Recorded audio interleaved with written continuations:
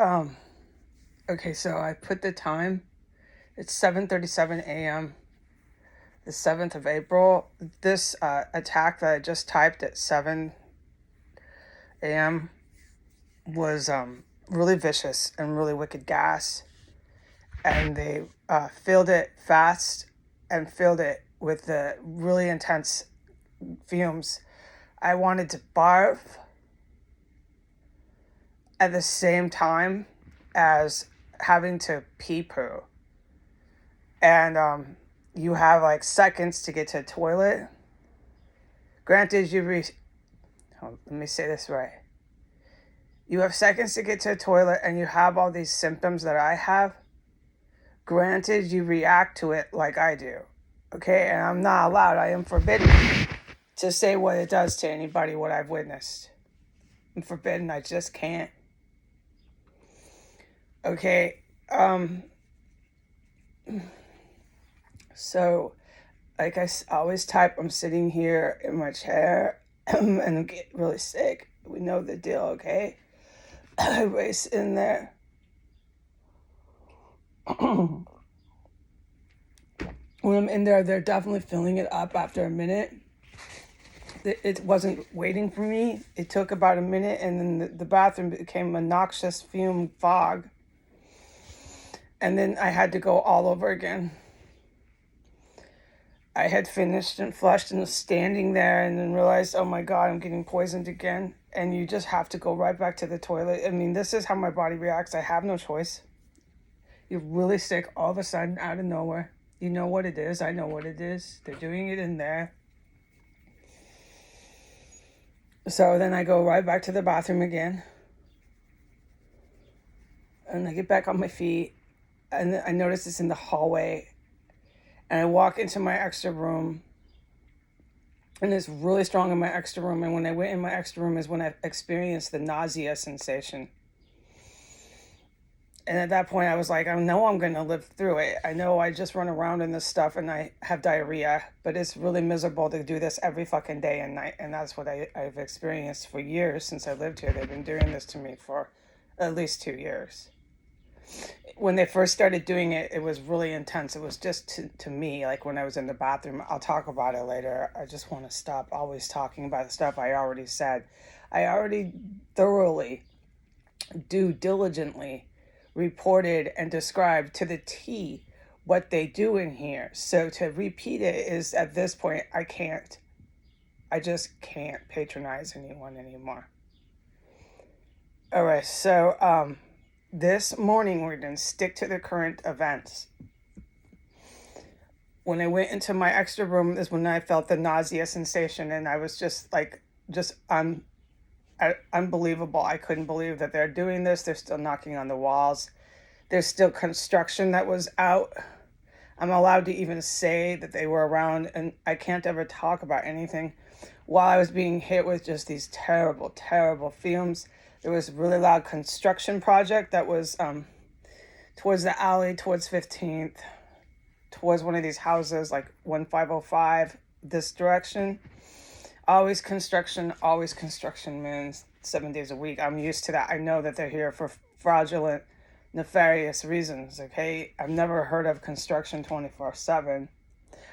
There are some sites once in a while a city will permit that, but I'm not going to discuss this crap. We know where we're at. This is a fucking Muslim terrorist cell. Okay, so I'm experiencing nausea. I'm in my room and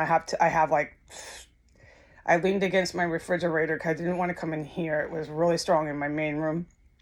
I had like 10 seconds in the extra room, and I was like, I'm not going to barf, but I have to go pee poo again. And I felt really sick, and I knew to get out of my extra room. It was so strong in that room, particularly. The poison they managed to pump was the strongest in there. So I had to go back out, and by the time I was in the hallway, and it was everywhere at this point, it was just in all the rooms like I have just described, I had to go pee poo all over again. So I went 3 to 4 times. I know I certainly went 3, just pooing my mind away, dude. And it doesn't end. No one ever comes in to stop these people. They're knocking on walls. They've got their hands on military fumes. If I say what they are, the police in full uniform with guns and everything come and try to arrest me. The whole world knows they do that. I can't talk about anything that they do here, but I'm always a victim of it. It's because the police and fire with their federal agents and the United States military are trying to overthrow the U.S. government for white power. And this is what happens to people. This is what they want to do to many other people, okay? I miraculously react to it like this, which I find completely awesome. That for years I've just operated like this. I just get sick and I get really upset and I express myself with my emotions of how it feels to be tortured with fumes. But this is not the objective with these fumes, okay? But I'm forbidden to talk about what these fumes do, what I have witnessed so many times. I can't even tell you how many times. It's all forbidden. Remember, I can only tell my lawyer what the fumes I've seen him do like a gazillion times. And I can only tell the agents. I can't talk about it on YouTube. So I'm in here. They're still doing it.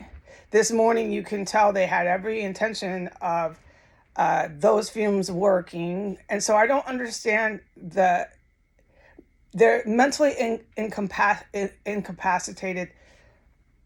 I was typing that and saying that, so I don't want to say the same things I kept on saying. It's obvious they are.